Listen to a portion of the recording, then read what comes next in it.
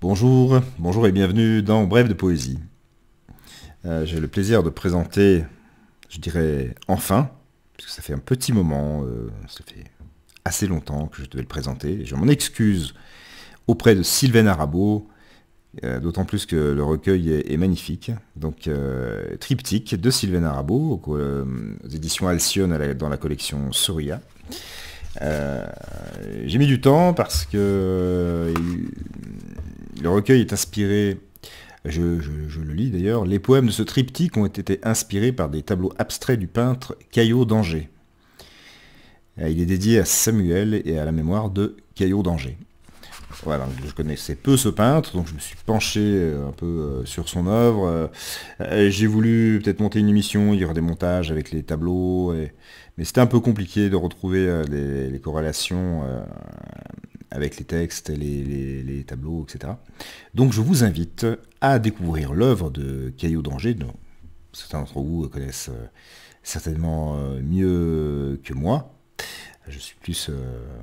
je connais plus je suis plus cultivé musicalement que, hélas pour moi, que picturalement. Voilà. Donc triptyque de Sylvain Arabeau, l'émission sera découpée en deux parties. Il y a de très belles illustrations de Claudine Gou. Je ne sais pas si on la voit bien. Voilà. Voilà, je crois que je vous ai parlé de tout et maintenant je vais vous lire quelques extraits.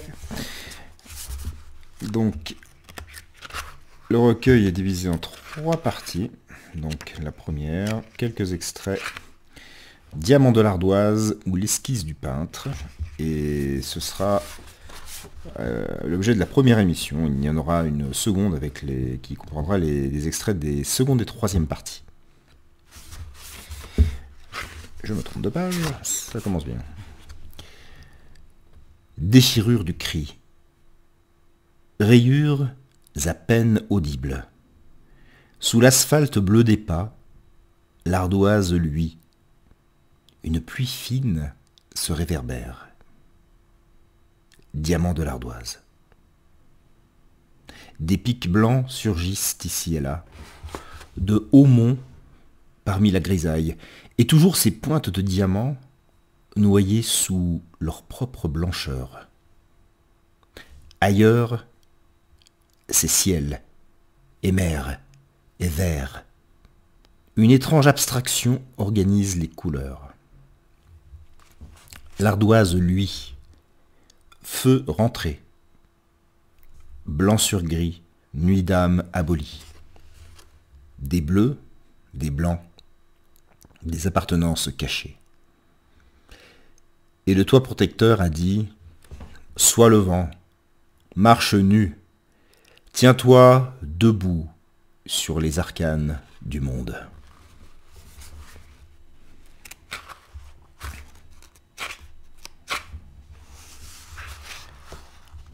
Ardoise. Ardoise ferme, ardoise belle. Sous ses rainures, une chevelure d'argent immobile au vent sauvage. Immuabilité. Épicentre. Vertu de l'instant qui moutonne, inexorabilité des clous pointés, doigts d'acier, ils font ricocher l'insistance grise des averses. Mouvance immobile. Une après-pluie brille, ces luisances noires aveuglent les passants qui vont, viennent, qui glissent en silence sur l'asphalte. Étonnés de tant de lumière sous la cendre.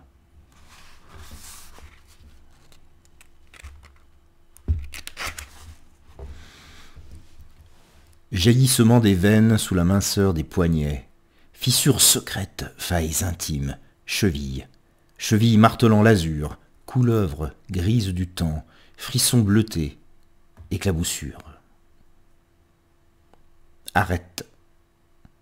Épines transversales du cœur qui geint, vents transversaux, haleine éperdue des nappes mercurielles sous les feux du désir, ivresse, ivresse vents immobiles, vents sidéraux. Un air de chaume scintille haut et poudroie. C'est l'illusion d'un jaune imaginaire parmi de très beaux gris et la froideur absolue des bleus. Sous le toit tourmenté sonne le minuit de l'être. Tout est dit. Verticalité du diamant, décapitant l'ardoise.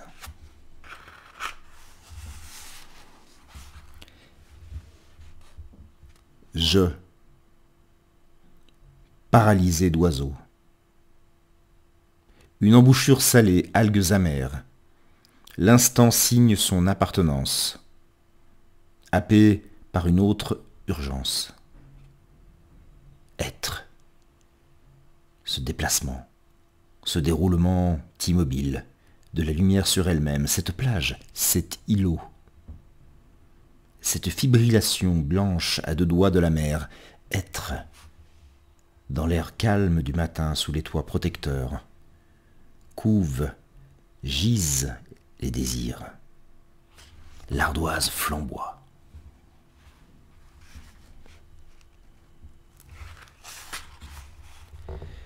Diamant bleu, tranchant qui déchire, dévoile, délivre.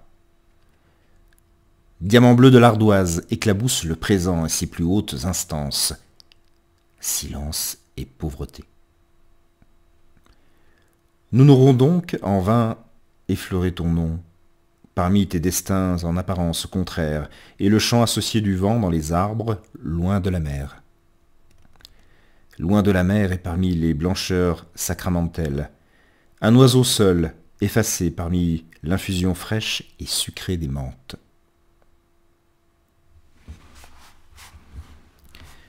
Et un dernier texte pour cette première partie. Une rumeur de gris misaille sur la rivière. Une algèbre gris clair, prise de lumière sous les mousses. Pirogues sacrent encore les eaux blanches de l'hiver. Des pointes de diamants surgissent dans ce gris, ici et là, des éclats plus minces indicibles, impossibles à situer. Sous l'ardoise, qui défait ses plis de neige, dorment les pauvres gens. Il y a comme un cœur qui bat quelque part, tout seul, très loin dans la forêt. D'autres oiseaux se lèveront, qui se posent déjà sur le tranchant amoindri des hauts toits du monde. C'était la première partie. Très beau recueil, très riche, triptyque, très cultivé. Oui, on peut dire ça. Sylvain Arabeau, la collection Surya des éditions Alcyone, et donc je vous invite encore à découvrir l'œuvre de Caillot d'Angers. Je vous donne rendez-vous pour la seconde partie de l'émission avec les deuxième et troisième parties. À très bientôt.